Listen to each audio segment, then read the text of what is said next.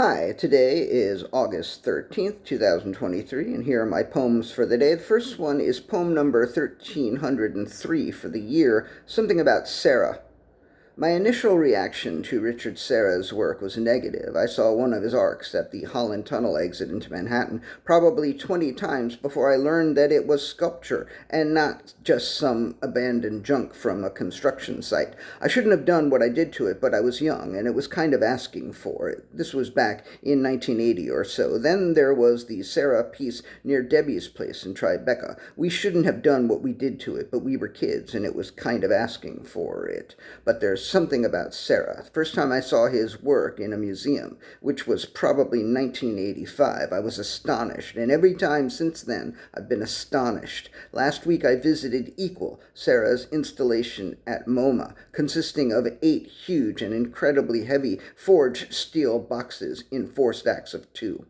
If MOMA is to be believed, each of the boxes weighs 40 tons. I'm not sure MOMA is to be believed, or maybe I read the card wrong. Regardless, Equal is quite an experience. The Georgia O'Keeffe show is gone, unless you happen to be a member, in which case today is the last day.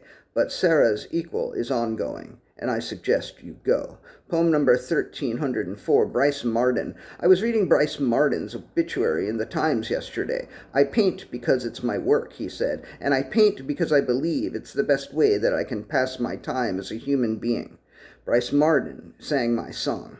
I paint for anybody that's willing to look at it, he said. Similarly, I write for anybody who's willing to read it. I record for anybody who's willing to listen. I perform for anybody who's willing to watch. But unlike Bryce Marden, I have a day job. I do my day job not for anybody other than the people who are willing to pay me. I do my day job so that I can write and record and perform whatever and whenever the fuck I like.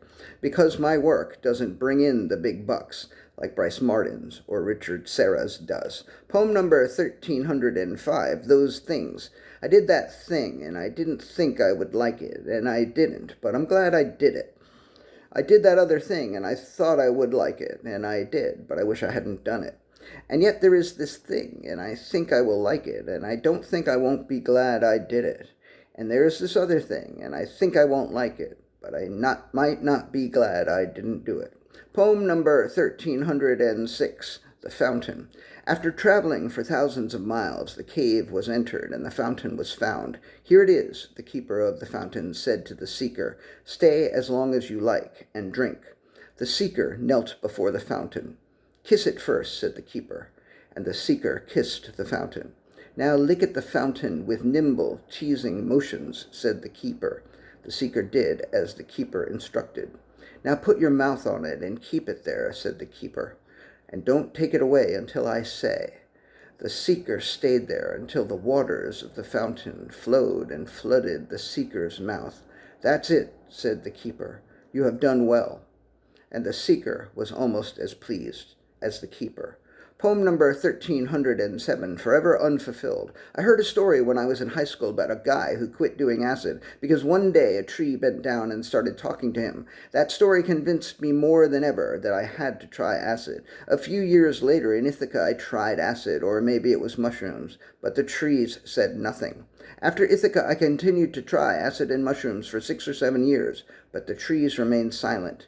Acid and mushrooms were my favorite drugs, and the ones I gave up first. I guess the promise of the talking trees will remain forever unfulfilled. No, I'm changing that. Perhaps the promise of the talking trees will remain forever unfulfilled. That's how it ends. Poem number 1308, The Cheeping. This morning a bird is so far away that the cheeping is barely creeping into my consciousness, into my heart, into my soul. As faint as it is so strong.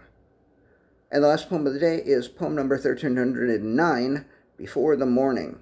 Something was snipped or snapped or clapped or clasped or grasped or clung, or was flung out or strung out or sung out to the sun, even before the morning had begun.